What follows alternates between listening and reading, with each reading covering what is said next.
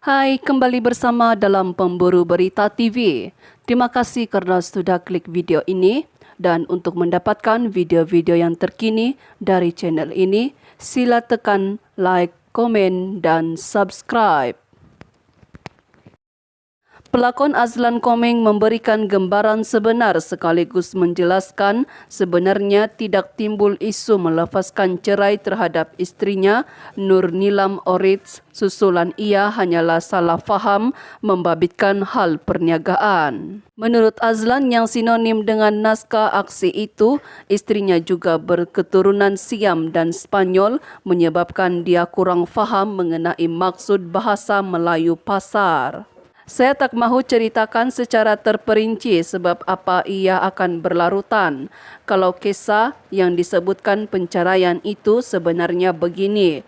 Ramai yang tidak tahu bahawa isteri saya bukan keturunan Melayu.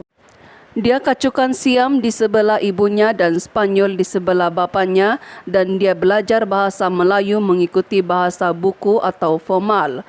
Bila bahasa yang tak formal ini, dia selalu salah faham. Jadi cerita kami ini sebenarnya ialah mengenai perniagaan. Kami ketika ini perlahan-lahan terlibat dalam penganjuran majlis dan makanan. Jadi dia ada jalannya sendiri dalam perniagaan sebab dia banyak terbabit dengan urusan bisnes yang besar dan saya sebaliknya. Jadi saya juga sudah tentu ada jalan sendiri dalam menguruskan bisnes dan ketika itu tiada persefahaman mengenai hal itu sebenarnya. Bergaduh pasal idea jalan urusan perniagaan. Lalu saya cakap kepada dia, kau buat jalan kau, aku buat jalan aku. Dia ingat saya menceraikan dia. Kita pula waktu itu sedang marah. Jadi saya cakap saya keluar tak mahu gaduh. Lalu menurut dia saya sudah melepaskan.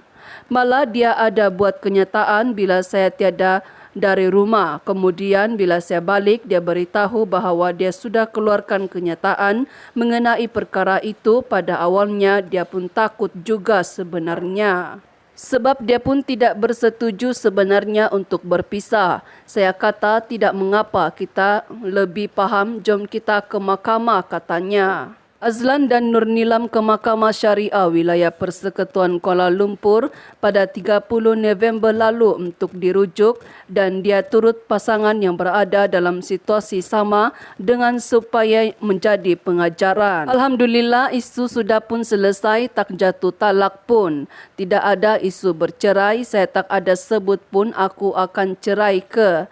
Tak ada langsung perkataan cerai atau talak. Tak wujud hanya kerana jalan kau dan jalan aku.